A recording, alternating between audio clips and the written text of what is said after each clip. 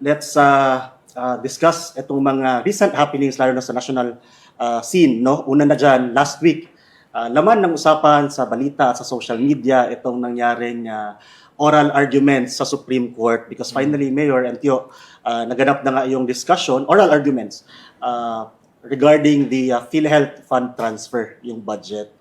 And Mayor and Tio, no, isa nga sa pinag-usapan hinggil dito sa oral arguments ng Supreme Court, may nag-viral na video clip itong sa discussion, sa oral arguments ni Associate Justice Amy Javier and Solicitor General Minardo Guevara when the Supreme Court Associate Justice was asking on the urgency of the fund transfer. Particularly, pinoint out nga doon yung Panay Guimaras Negros infrastructure project. No? Parang ang punto doon ni Associate Justice is bakit tayo magkukuha ng budget from PhilHealth at ilalagay sa isang project na fully funded na through a loan agreement.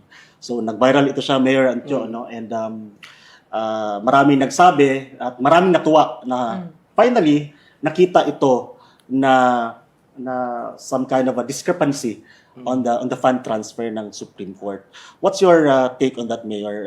What does that tell you on the discussions? Pagsalitain muna natin. Sityo muna, unahin natin ito. Kasi talagang nakasubaybay din to siya, Mayor. Well, para sa akin na Harvey, as an observer, as an outsider, watchdog actually, nakikita ko na there's a big disconnect between the government's reasoning compared to what has transpired during the oral argument. Kasi, ang sinasabi nila, tama ka na there was a loan agreement na Import-Export Bank of Korea, 174.4 billion if I am not mistaken. Tapos, for a project that is supposed to be done. Okay? Pero ang problem doon is, nilagay nila sa unprogrammed fund.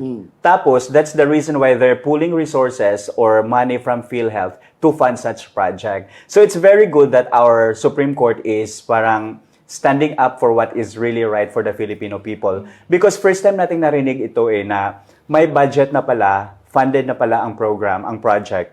It's just that, kumuha pa sila ng fund galing sa PhilHealth. Tapos yun, hindi na siya justifiable. So naawa talaga ako kay Solgen kasi nga nahihirapan na siyang mag-justify. So it's so hard to justify something that is unjustifiable. In similar situation, it's easy to win something that's very winnable. So sa nakikita ko, they are losing now. Nasa losing end sila sa argument, oral argument. That's a very good point, Yo. Yes, Mayor.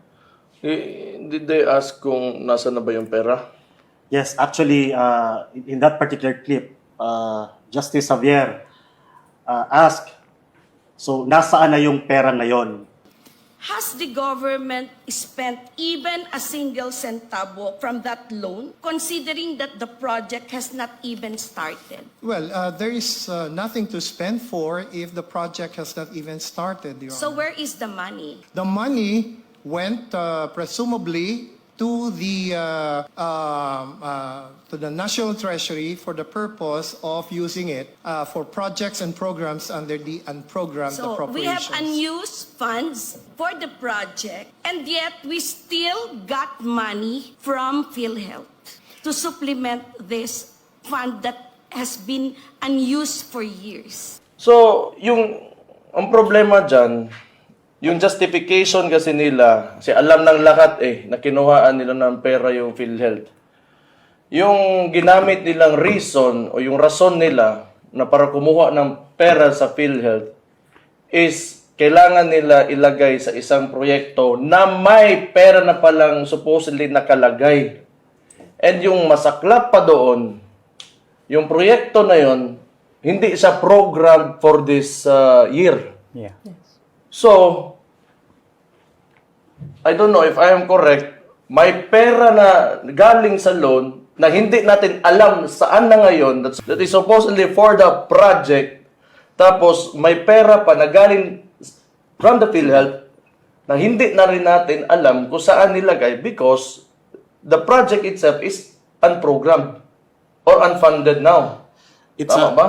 nilagay nila sa unprogrammed para ma-justify na lalagyan ng budget Yeah, from PhilHealth. from Yeah, but you know, but when they pulled the money out of PhilHealth, it was supposed to be for the PGN. Panay Guimaras Negros. sumotong yun yung justification nila. Yeah, sorry. If I may add din, in-emphasize din siya ni Associate Justice Amy Javier na anong connection ng PhilHealth projects sa infrastructure projects. Kasi one of the justifications din ng PhilHealth team is that para daw siya sa peace process. So, parang hindi justified ang fact na for health programs, healthcare programs, ginamit for peace process and for infrastructure projects. Correct. Yun. Correct. Tama. Kasi bakit pa tayo magawa ng PhilHealth tapos kailangan natin magbayad dyan para gamitin lang pala yung pera na binayad natin for health. In kaso kung masakit ka, maoperahan ka, that you would get something na makita na may pera na tayo makuha para sa kalusugan natin. And yet, kukunin ng government ngayon para ilagay sa infrastructure project. So, what is the purpose of that action? Correct. Oh. Correct. And actually, I think even Associate Justice Javier stated that PhilHealth funds must exclusively be used for PhilHealth purposes and not for operations of any other department or of the government, just like what So, you tama yung tanong talaga. So, naasaan yung pera ngayon?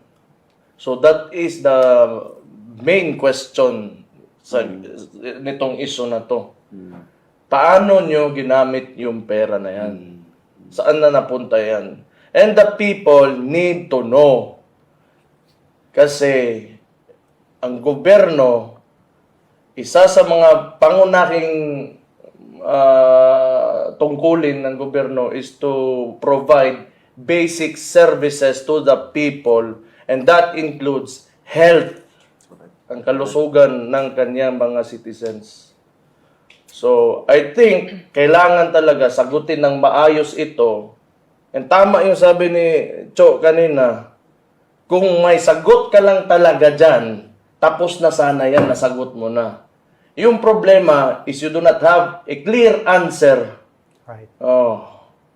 sa mga tanong ng Supreme Court sa iyo.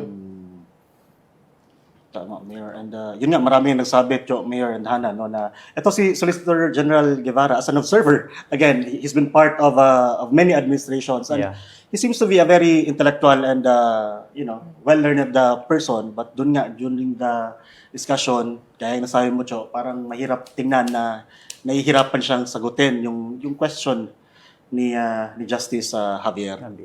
And Cho, you've been following this discussion, especially itong sa Supreme Court. No, you've been very active there. What's next here, Cho? For sure, this is just one of the many oral arguments. Ba, or yun na yun, and diretso na for the decision making? I think hindi pa ata nila natapos yung oral arguments kasi maraming issues na na-uncover as they are doing it. So, eventually, the more na may oral arguments about this, the more na na-expose yung current administration kung saan talaga ginamit yung pera. Tapos tama yung sinabi ni Mayor kanina na ang pinaka-basic na tanong dapat is nasaan yung pera. Yan yung hindi masagot ngayon eh. Yan yung parang blank space sa entire argument. They have all the reasons to talk about the COA audit. They talk about the Department of Finance, scheme of how they allocate budgets and everything, ganyan. Pero they cannot answer where did the money go. So yan yung problem ngayon. Wala talaga silang maisagot sa tanong na yan. Gusto ko lang, since you are closely monitoring this issue, nakapag-loan ba tayo doon sa sa bank, the Korean foreign bank?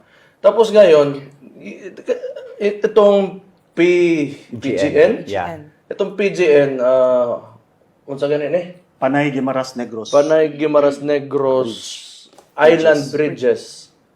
Is this funded ba siya ngayon na budget?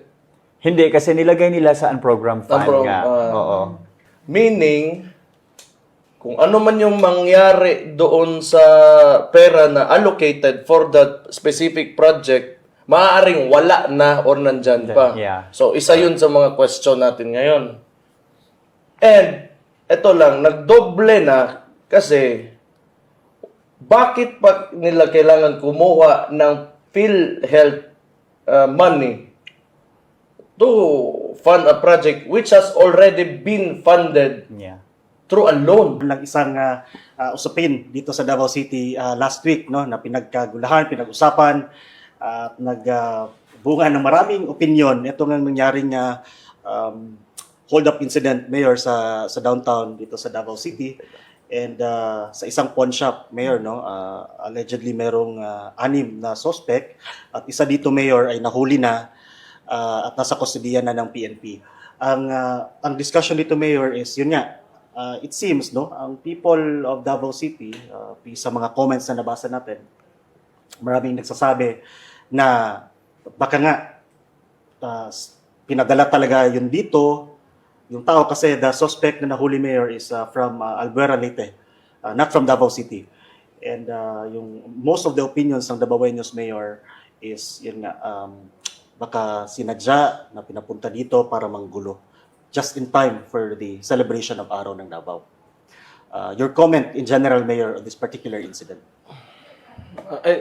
Ang gusto ko sana, I'd like to sound unbiased when giving out my analysis of this incident. Ang tingin ko, pwede kasi rin talaga na, you know, that individual na galing ng Leyte, he was asked to do a job here in Davao. O kung illegal man o ano, hindi niya alam, then doon dinala siya, yan yung ginawa nila. And it could be na sinadya, you know, para, you know, it's easy to pay. Madali bayaran ng isang tao para gumawa and, you know, a promise of a reward pag nagawa nila yung something, a criminal activity. Kasi sa gutom ngayon ng Pilipino, sa sobrang hirap. But, on the other hand, gusto ko rin, hindi man gusto, pero there's a big possibility dahil ugok talaga tong PNP chief natin and the BBM administration is very lenient on criminals right now. Kaya it encourages criminals to do these kinds of activities. So expect talaga tayo, a lot of people are very displeased with the current peace and order situation in the entire country.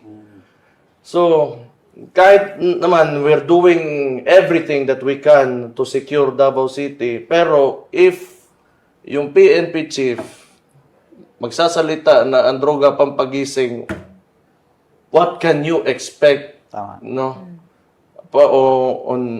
Kung paano mag-behave yung mga criminals right now. It is very encouraging for them na nakikita nila na hindi talaga stricto yung presidente natin pagdating sa peace and order.